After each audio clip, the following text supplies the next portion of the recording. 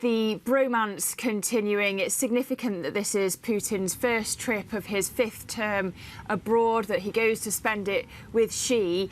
We know that Putin wants China to replace Europe in terms of energy trade, tech and financial markets. But how realistic does this crusher plan look post this trip?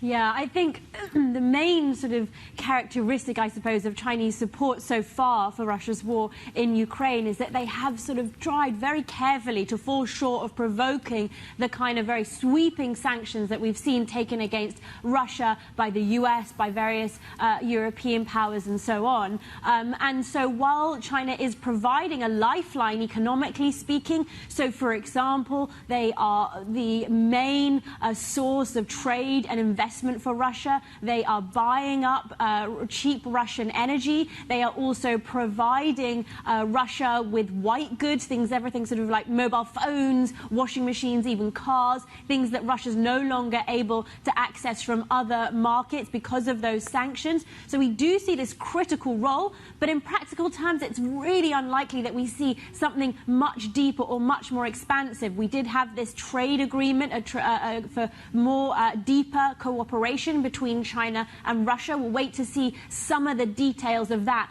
But trade has already been somewhat stressed between the two, it appears, because of some of those threats of US reprisals for, allegations around China's support for various parts of Russia's industrial war machine. So, for example, trade between China and Russia actually fell in March. It fell for the first time in 2022. So, in some ways, we might see China and Russia trying to repair, trying to reinstate some of those boundaries. But there are these other constraining factors around sanctions that do create limits for Beijing.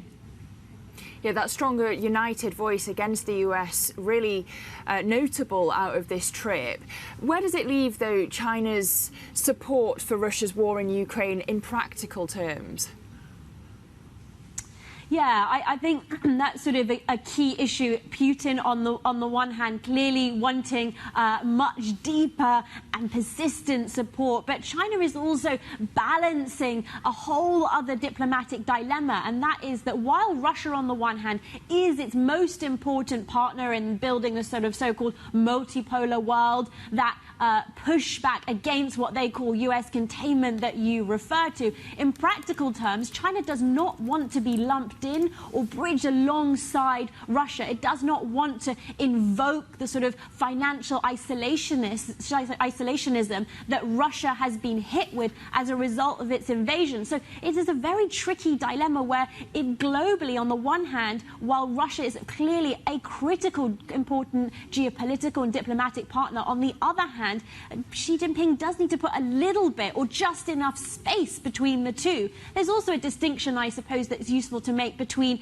Putin and Xi Jinping, the relationship, the personal relationship. They've met more than 40 times. As you mentioned at the outset, there's sort of somewhat of an informal tradition that has emerged between these two leaders to visit their respective counterparts' countries, the first overseas trip after beginning a new presidential term. They've celebrated birthdays together. But there is a distinction between the sort of very robust personal ties that the two leaders seem to exhibit versus the broader and somewhat sort of contradictory or somewhat strained national interests of these two countries, particularly as China is on the one hand also trying to sort of smooth over relationships with Europe, with the US, to try and encourage them to stop kind of pressing forward with this move to diversify away from China's own economy. So a lot of domestic interest there that Beijing is trying to navigate as well.